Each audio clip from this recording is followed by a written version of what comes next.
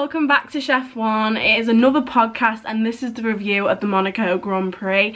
Of course we actually missed this week our predictions, but that still meant that we did write them down, and me and Seb are going to be here today to run you through our predictions. Rudy has failed to do his predictions. He's been slacking. He's been slacking on. Well, I think he has a new exciting video for you, so watch out for that. Watch this space. But yeah, that means that Rudy will be getting 0 points this week, and this may be Seb's time. This is my chance to catch up. Yeah, this could be your time to catch up, or it could be mine to just run away with it. But yeah, probably more likely. Course. Of course, it was the Monaco Grand Prix, and it was the first time in 93 years where one of their own, a Monegasque, has gone on to win the race, and that was Charles Leclerc.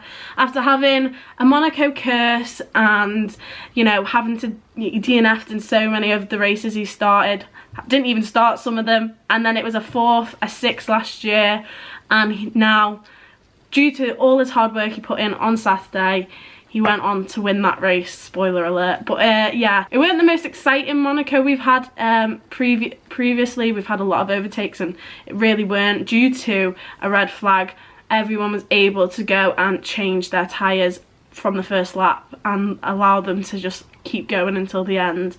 So that did let it down, unfortunately. But Charles Leclerc winning his home Grand Prix, for me, it makes it all worth it. But yeah, Seb, what did you think of Charles's drive? Yeah, it was perfect. Across the weekend he was perfect. It felt like it was meant to be. You know, the Red Bulls not being there, and Charles, he completely capitalised. Obviously topped pretty much every session after FP1, not like Q1, Q2, but whatever. Like, he topped qualifying, topped FP2, topped FP3. There was quite a bit of pressure on him, I think, going into qualifying. Obviously the pace he'd shown in FP1 and FP2, and obviously knowing, you know, the curse he's had before and things like that. There was a lot of pressure on him, and he absolutely delivered when it mattered most. And yeah, you know, no one could touch him, even though Piastri was somewhat close. You know, it was always going to be Leclerc. And then obviously onto the race. It could have been interesting with the pit stops if they'd have to actually make them, and obviously maybe there was, even in the race, you know, it wasn't quite sure whether the tyres were going to last the distance. Ultimately they did, and it was pretty boring, but he still had the job to do, and he delivered it perfectly. You know, he didn't let the pressure get to him. You know, in that situation, leading that race for so many laps with someone on your heel basically the whole time until the end, anyone could put that into the wall, especially with, you know, what's happened in the past. You know, I don't think you wouldn't be able to blame him if he did that. But yeah, he was perfect, and I think he's got the experience of knowing how to win, and that showed. And yeah, absolutely perfect weekend for him. Yeah, definitely. I mean, it felt like he just couldn't be overtaken. It was really close. It was at one point the top three couldn't even be split by a second. So it was a really impressive, you know, showing from all of them drivers from the two teams of Ferrari and McLaren. It felt like, for me though, obviously Carlos Sainz was not on the same level as Charles. I mean, he has that extra momentum of it being his home race. But could you just run us through what happened to Carlos Sainz, because he was actually extremely lucky in the Grand Prix, wasn't he? Yeah, definitely. Obviously, he started in third place, and he was battling Piastri for that second after turn one. They banged wheels, and it was actually, he picked up a puncture, and it looked like his race was over. And normally it would have been over, but he was very, very fortunate, because obviously the red flag caused by the Perez and the two Hasses incident meant that, you know, he was able to get back into the pits and yeah, essentially start again in third place. So it was very lucky. I think Norris said afterwards that it's unfair, and I agree. I think it is unfair, but the rules are the rules. He was just lucky from the incident taking place so early. So yeah, and it wasn't a terrible weekend for Sainz. I think he knew that, obviously going into it, Charles is really good around Monaco. He's proved that in the past, even though he hasn't won there. You know, over one lap, obviously one lap's, you know, the most important thing this weekend. So Carlos actually, I think, qualifying third ahead of one of the McLarens, I think was really, you know, it's not really impressive, but it was the best he could do, I think. And yeah, I don't think it would have done his stock any harm this weekend. Yeah, obviously speaking about the incident which helped Carlos Sainz and obviously caused a red flag in the first lap was involved Perez, Magnussen and Hülkenberg, so the two Hasses and the Red Bull were out. And if you've seen it, it is ridiculous. The debris that came off the car, there was only half a Red Bull left after it. Yeah. Basically Magnussen tried to go on the right, the the right side of Perez. Perez actually looked in his mirror when I was watching the Sky coverage of it. I was a bit like, oh, maybe you didn't see him, but he did actually look into his mirror and still decided to close up on Magnussen. I do think it was Magnussen's fault. He shouldn't have pushed it, but that then caused a big crash, made Perez spin out. Apparently it reached up to 300 meters, the debris from the three cars, and the two Hasses were out and they were not really hurt, but Perez's cars really took a beating, and apparently it's going to cost $2 to $3 million worth of damage, and that could potentially affect Red Bull and the team, and not being able to potentially postpone the later upgrades in the season or completely cancel them. Do you think that this incident could affect Red Bull, going into the future? Yeah, I mean, with the budget cap, $2 to $3 million is absolutely huge, and they're not in a position now with McLaren and Ferrari closing the gap where they can just rest on their laurels. They have to keep bringing upgrades, and this is going to tamper that definitely. They can't push things back. They're going to have to try and, they actually will have to push things back because it's been so close from McLaren and Ferrari, and this just puts extra pressure on the mechanics, everyone at the team, and it was definitely not needed. And the extent of the damage was insane. I feel really bad for all the mechanics having to put that car back together because it was basically not a car at all in the end. Why do you think Magnussen hasn't got a race ban? Because it never actually got investigated. It was investigation went straight away as soon as the race restarted. And is it because it weren't clear that it was his error, or because he's got a race ban potentially if he does something bad next? Yeah, it's a difficult one because it was put down to being a lap 1 incident, and obviously you can understand that it was a lap 1 incident in the terms of it was Magnussen's fault, but it wasn't. It was every car is so close together. It's such a tight, narrow circuit. You do expect things to happen. But what was weird for me is that they put that down to a lap 1 incident, but there were other lap 1 incidents that happened. Obviously, the Ocon one was the big one, and he's been penalised for that. So it's like, they were lenient with Magnussen, but they were harsh on Ocon. So it feels a bit strange in that sense. I think we saw it in the past with Gasly in Australia, with his obviously incident with Ocon there. He was on 10 penalty points at that point. And I think they just seem really reluctant because they know how big it would be if they were to actually ban a driver from a race, from penalty points. I don't think we've seen it happen before. So I don't know, maybe if that came into it. And ultimately, I don't think he deserved a ban for that incident alone. I don't think it was bad enough for him to merit the ban. But I think he's gonna be treading on whatever the saying is. Well, for Sergio Perez, it wasn't his fault in my opinion. However, he shouldn't have been starting that far back, especially in the Red Bull. But his teammate also struggled, so it weren't, the only one. Verstappen obviously went and qualified 6th, which is a shock. I mean, he went on his flying final lap, and he hit a wall, and he ended up, calling it off, and qualified in 6th. Even though I don't think he would have got pole position this weekend, even if he completed that. He weren't really up there all weekend in the practice sessions, and obviously he went and converted that P6 to a P6 in the race, and this is the first time since I want to say a specific race. I can't now. I think it was 2021 that Max Verstappen has finished a race outside the top 5. Oh wow! I didn't even. That's 21 or 22. It's been 2 years. I can tell you that. I cannot remember. I saw a stat, and I think it was 21. Was it Silverstone? Maybe when he was battling with Mick Schumacher at the end. But he had damage at that race, so I guess this is one of the first times without damage. He's finished outside the top 6 in ages. And he was complaining, wasn't he? Saying, it was so boring. And I get where he's coming from. But this is how we feel every week when you go and finish a race 40 seconds. You know what I mean? Like, just let people have their fun, Max. But I get what he meant. And I think it was probably agonising for them that, there was no pit stops. There was no way of... he was in a Mercedes sandwich the whole race. But what did you think of that battle towards the end? Do you think Mercedes actually were, it ended up being quite an alright weekend for them because they were able to stay out, and Russell, on them tyres that were old, actually defended really well? Yeah, I think on any other circuit you do think Max would have been able to get through, but still, we saw there was possibilities for passes, in the race. We saw on the fresher tyres, I think it was Lance Stroll, Logan Sargent, they were able to make a couple of passes, so it's obviously not impossible. And you saw the pace of Max Verstappen; he was going at like a second a lap at least quicker than Russell to close the gap to him. And you did think, oh, he's just going to pass him pretty easily. But Russell had some extra pace in the bag. I think he did a really, really good job of managing the tyres. And then when he needed to use them to defend, he was able to. And he was able to get his lap times right down. And we saw that with the gap between him and Norris was really high at one point. It was nearly 20 seconds. And obviously when Verstappen closed up on him, he was able to actually, go quicker than Norris at times on medium tyres that were like 70 laps old. So I think it was a really impressive job from Russell. I think it shows, maturity from him, and it shows that he is able to, racecraft had been something that maybe, again, a little bit like how people, put criticism on Piastri.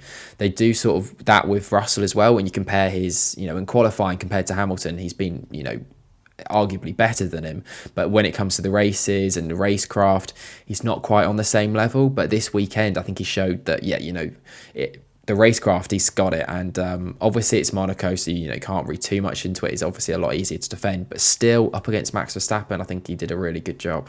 Yeah, well, his teammate Lewis Hamilton had a lot to say this weekend. I mean, he qualified in 7th, finished in 7th. It was the first time actually that the top 10, everyone who got points, finished the race where they started. So this and first time in F1 history. So nothing changed up at the top. But yeah, Hamilton said it was after qualifying, and it was something about, maybe you need to start asking the team some questions. What was it? Do you remember? He said he won't beat Russell in qualifying, and that's a bit weird. I don't know why, and he didn't give any specific reasons for it. He said he's going to try, but just because of reasons, he's not going to beat Russell. So that makes you think, is Hamilton starting to think that the team are prioritising Russell? And that would obviously make sense. Russell's their long-term, plan. So I don't know. It's pretty cryptic from Hamilton. It's a bit weird. Yeah, I'm not sure what to make of it. I think obviously Russell did get more upgrades than Hamilton this weekend. So obviously, maybe put that down, and maybe going forward he's going to get the upgrades first as well, Russell. So yeah, but it was weird comments from Hamilton, definitely. Yeah, and Stroll, with Aston Martin, he was fighting for that final position. He looked close many a times, and he was fighting with, I would argue, especially after last year, with teams that are weaker than them, Alpine, RB and Williams. You would have thought in not a better car than last year, but it is better than, you would argue, RB, Alpine and Williams. How didn't he get into, the points?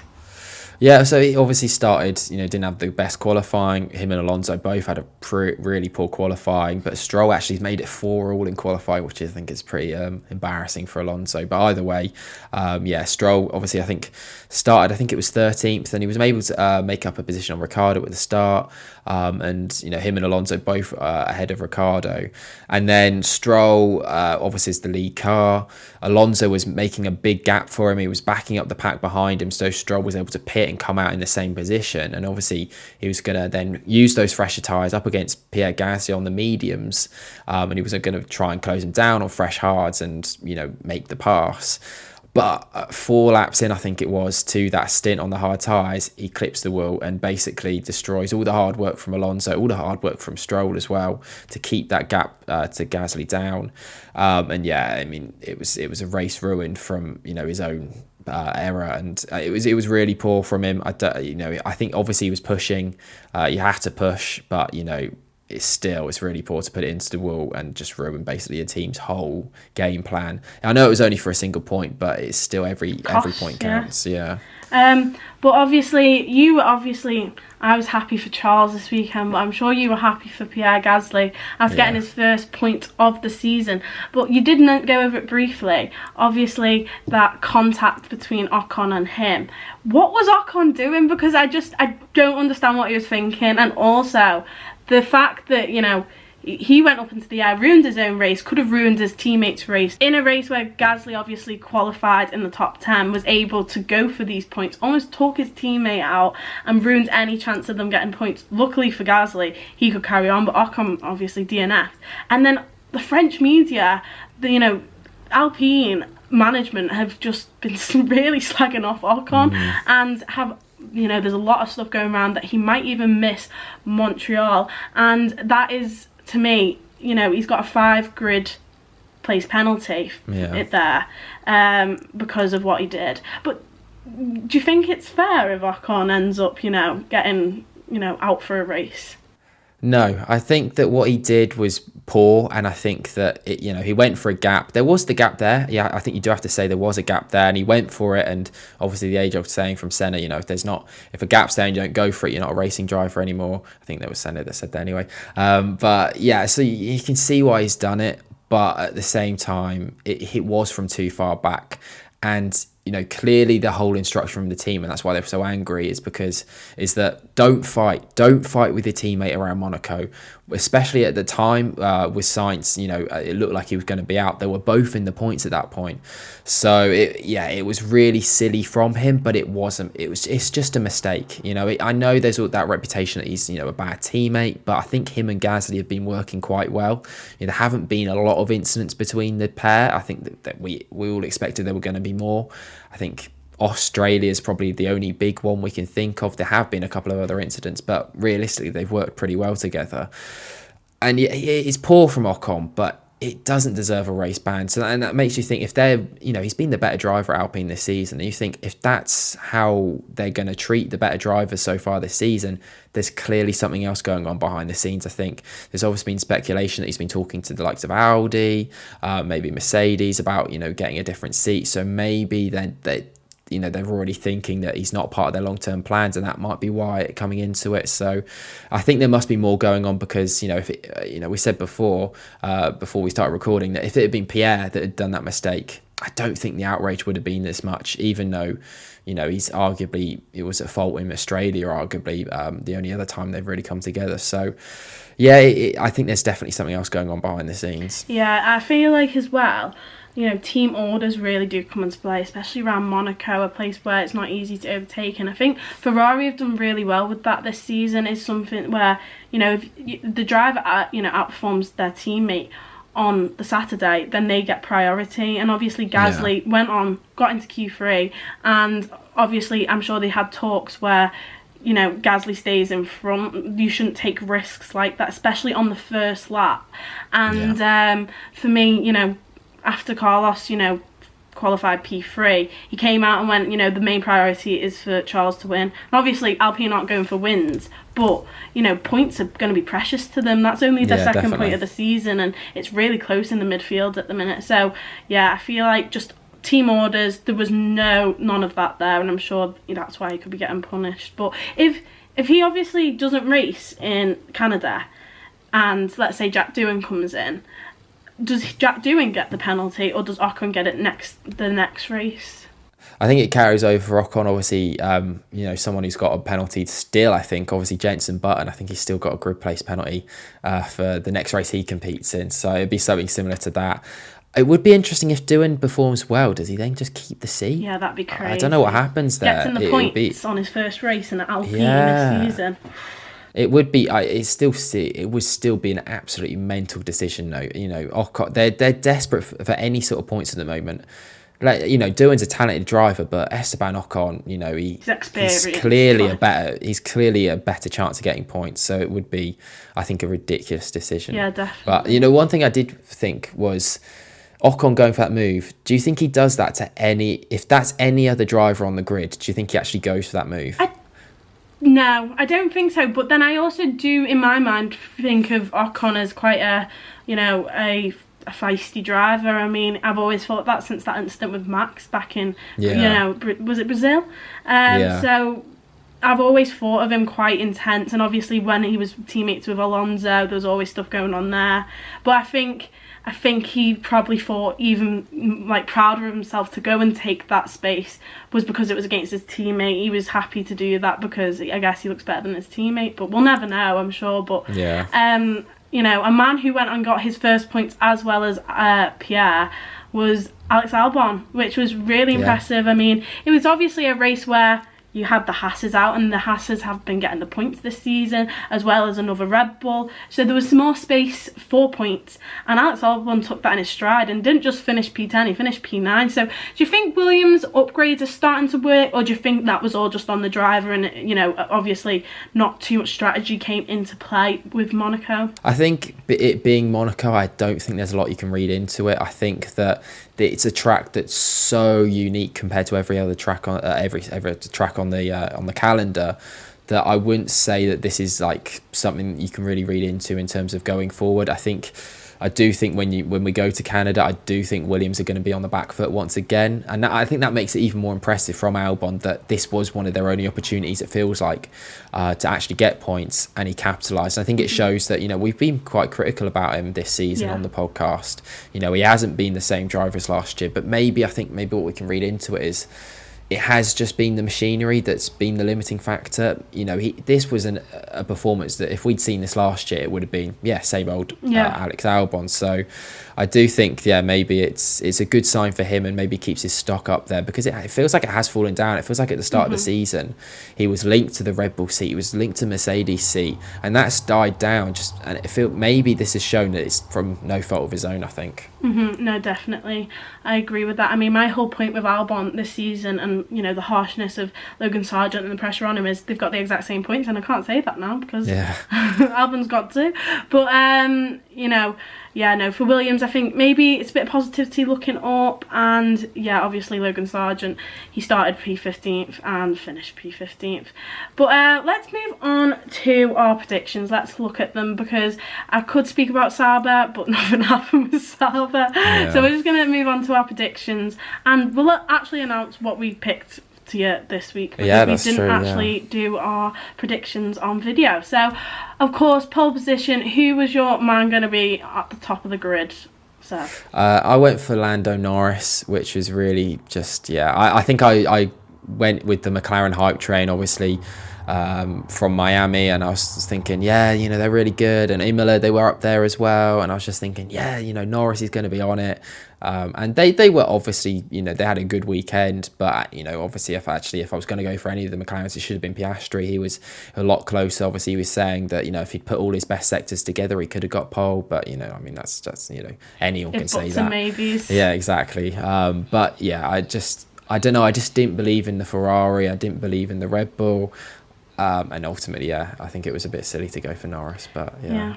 Well, I went for Charles Leclerc, which is a point to me. I mean, I just thought I'd go for it this weekend. I mean, I was tempted to go with a McLaren, and I was like, you know what, since it's Monaco, I think it could finally potentially be, you know, Charles's time at his home race, and I just went with it, and I was happy to lose to that if Max got it, because I would have been kicking myself if I never went for Charles around Monaco. So I went for it, and when he actually got pole, I was like, that's brilliant, because I'm happy for him, and I'm happy for myself, because I've got a point there.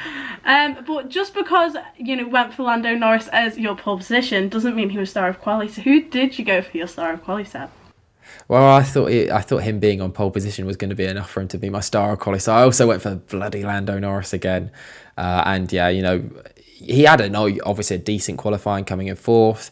You know, in any other time, you know, beating, you know, both Mercedes, beating Hamilton, beating all the Aston Martins, beating Max Verstappen, you'd be thinking, wow, he's had a really good qualifying. But he was behind his teammate, behind both Ferraris. Ultimately, obviously, definitely wasn't Norris.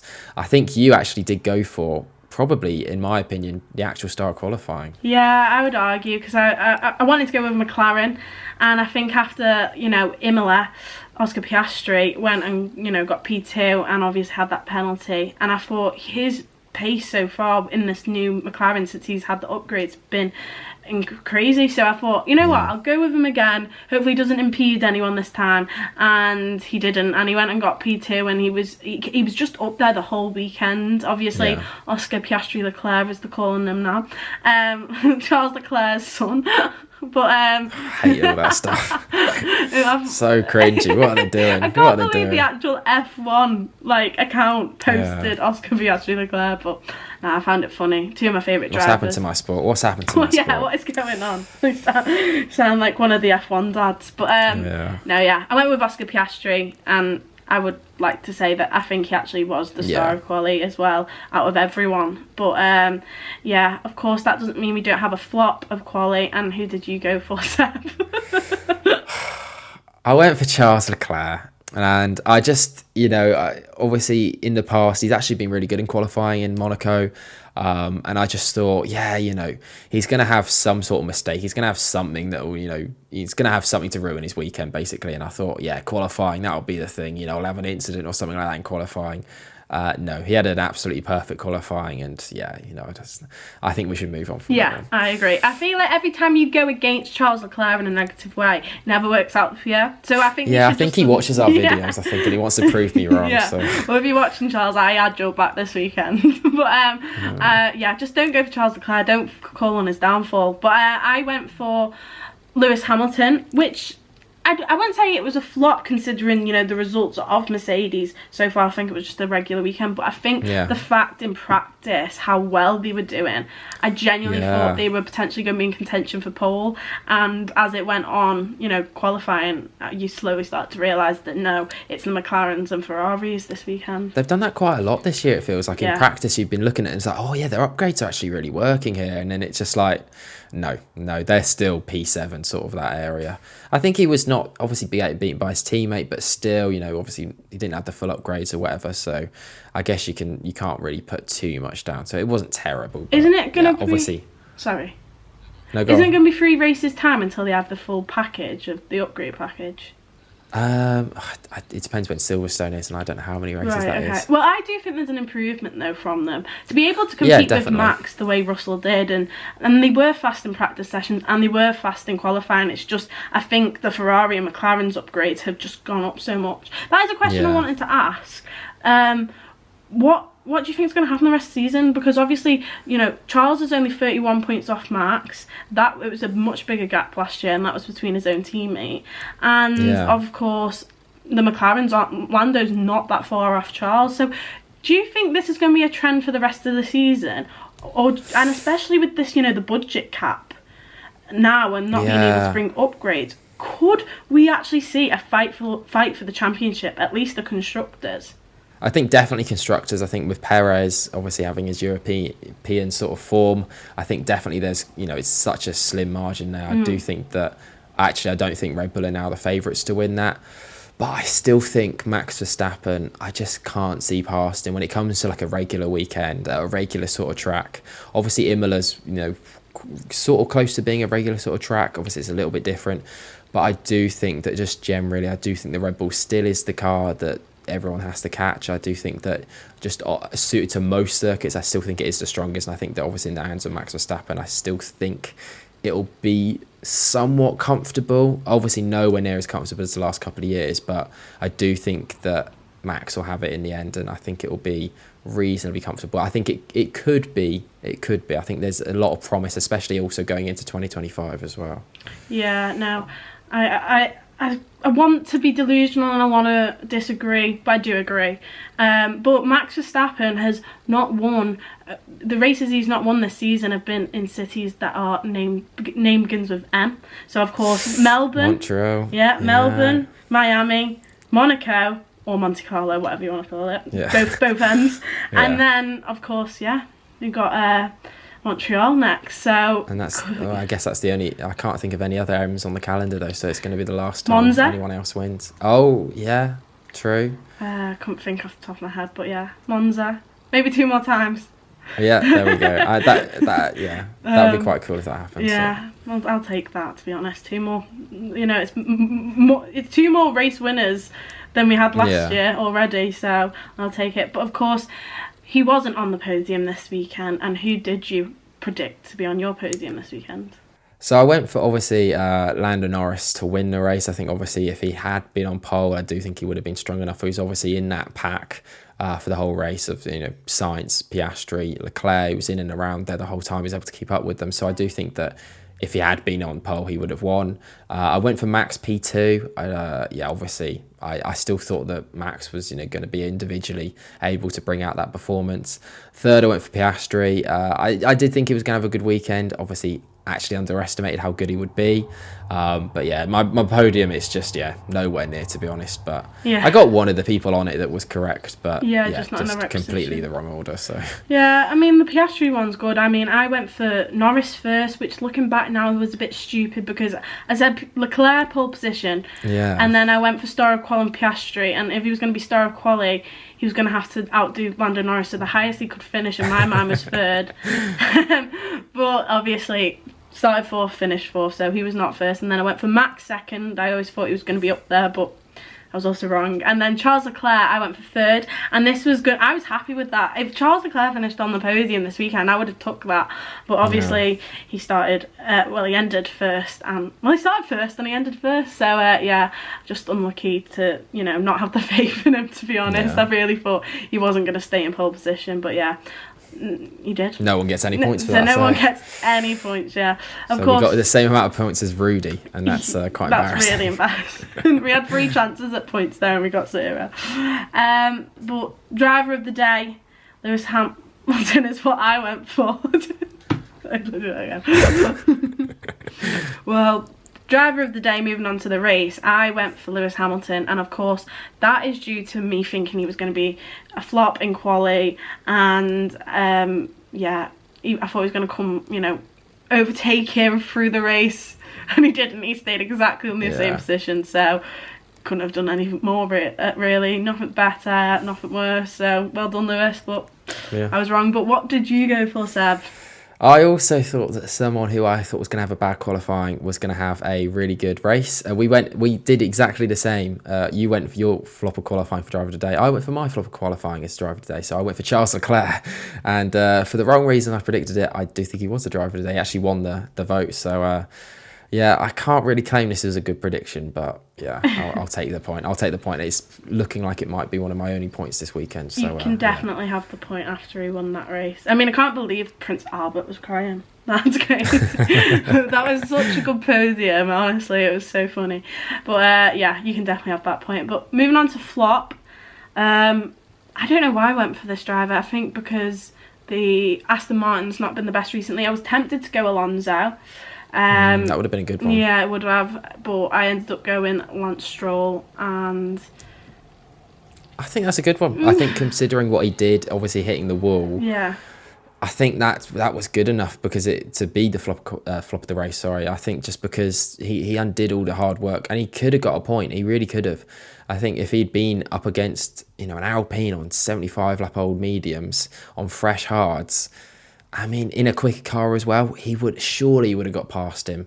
So I think they were on for points, and he ruined that chance. So I do think that was a flop, especially compared to my one where I went for Daniel Ricciardo, and he was a bit of a flop because he actually, I think on both starts he lost positions, and for someone who's supposed to be really good around Monaco, obviously won there before. Been podiums as well. Yeah, it was really poor from him. But ultimately, he just had a bit of a meh race. He didn't particularly flop. I think it was obviously the Saturday where he did flop. Obviously in comparison to Tsunoda, who's again had a really good weekend, just as standard at this point. But yeah, I think I'm happy to go for Stroll for the point, unfortunately. Yeah, I think if Ricciardo had messed up in any way, but didn't he start in 12th and ended up finishing 12th. He couldn't. So. I mean, didn't done anything. He didn't do anything wrong. Didn't do anything special. But I'll take that point. But best team. We actually went the same on this, didn't we? Yeah. McLaren. I think it's because we both put Norris first. I thought my star of quality was going to be Piastri, and you thought that Lando Norris was going to take pole.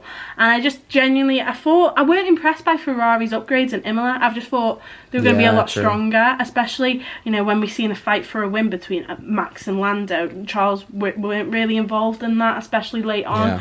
Yeah. So I just thought Monaco, I don't know if it's going to be fixed, but it was definitely Ferrari team at the weekend, I'd say. Yeah. I can't think of really any other team. Anyone else? No, not really. I think obviously McLaren had a good weekend. The drivers on the top two. Yeah, but top four, I mean, Williams maybe getting their first. I know, points. but then Sargent just.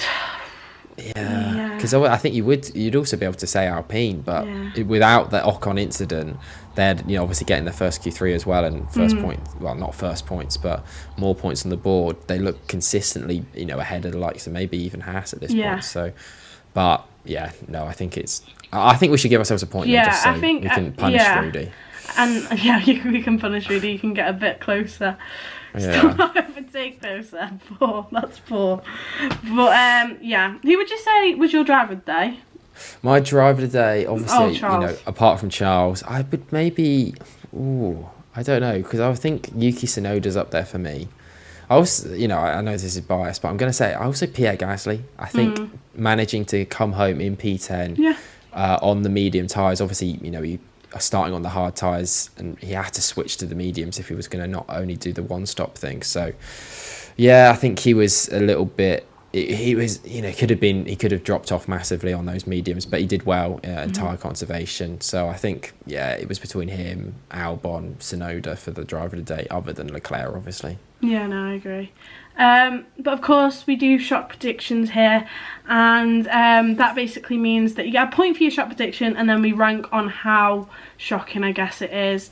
And what did you go for? Because I feel like this is a trend. When you speak badly about this driver, it just never happens. The opposite does. But go on, tell us yours. Yeah, I thought this was going to be a really good one, because I thought, obviously, in the past, a lot's happened to this driver at Monaco, and he's someone we spoke about a lot in the predictions so far. Charles Leclerc. I went for a Charles Leclerc DNF, and I think that would have been really shocking if that had precisely happened, considering his luck around Monaco. It would have been, pretty crazy. And I was like, that's a real chance of happening. And the complete opposite happened, and that leads us on to your shot prediction, which was Leclerc to win his first home race, which I got correct. But I feel like when I was putting in my predictions, I was like, is it a shock? Because they have been fast Ferrari, and I was like, but the fact that he DNF'd from 2017 until the last 2 races, and then he got 4th and 6th, and he started on pole on the one that he started 4th. Finished 4th. So I just felt like that Monaco curse, it's been since 2017 that he's not even got on the podium. So I feel like it was quite shocking, to be fair. Well, I mean, it weren't shocking as soon as he got that pole, which we know he's capable of doing, and then it was just such an easy race for him to bring it home. But before the weekend started, I feel like I'd be like... Before the weekend, it was definitely shocking. As the weekend started, you're thinking, okay, this is going to happen. But I think it was before the weekend. I would say it would have been a shock if someone had told me Leclerc is going to comfortably come home and win, lead every lap of the race sort of thing. I think I would have been like, oh, okay, that's not going to happen. So what are you gonna? So obviously got 1 point. I would say it's a 5 points. That's what really? I'd say. Including the other point. What's the other point? Like getting the point right. Oh no, I think that's including it. +4. I'd take that. I think it's the best shot prediction we've had so far. Yeah, this season. I think because it's so specific as well. I've literally said the driver to win it, and I don't think he was a sure thing before the weekend. So I'll take that. So that's an extra 5, William. So that leaves you 5, 6, 7, 8, 9, 10 points. That's the best weekend we've had. This is getting out of hand. I think the title fight is over. It's already over. This is the Max Verstappen last year-esque. So you're on to 49 points. Okay. Rudy's still on 31. I get 2 points, which puts me on to 29, which is a bit embarrassing that I'm behind Rudy, having an extra weekend. But, that's his fault. So you know what? I think maybe for my pole position next time, I'm just going to say Logan Sargent, just to try and help you. Yeah, I think you should say Sargent for everything. You probably will end up getting one. Points or something. I will drive. It'll be like the star of qualifying, driver of the day. He'll be the flop as well because he'll somehow do something. He'll crash. He'll be the best team because he'll be the only driver in Williams or something random like that. Oh well, I think you just can't defeat me. Honestly, my predictions, I go off vibes and vibes alone, and I feel like these sometimes sound a bit crazy, but they just always come true. They just come true. Happen.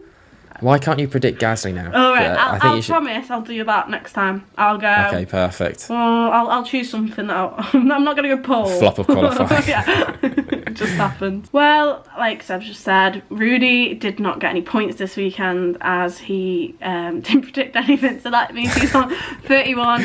I finished with 10 extra points, that means I'm on 49 and I'm running away with the title like a Max Verstappen style. And of course Seb's got 2 extra and he's on 29, and considering where you started where you were a few weeks ago, it was Rudy was ahead by both of us. He was in a title fight and he's dropped off massively, really, the fool off. Man City, Arsenal last season-esque, but of course we've still got a lot of race weekends to go, and the fact that I've got 10 in one race weekend shows what you can do. Shows anything's possible. It shows anything's possible, so you've still got hope, Seb. But of course, thank you for watching as always. I mean, Monaco's my favourite race. I predicted it actually to be the most exciting, which didn't happen. Oh no. But it was definitely a great weekend. Great vibes, and Charles Leclerc obviously bringing it home to win at his home Grand Prix for the first time. And yeah, we will see you in probably, how long? 2 weeks? Yeah, for Montreal in Canada. Will we see Esteban Ocon there? Who knows? But we will definitely see you there. So have a nice time. So yeah, of course, thank you for watching. Make sure to subscribe and like. And yeah, we'll see you next time. Bye. Bye.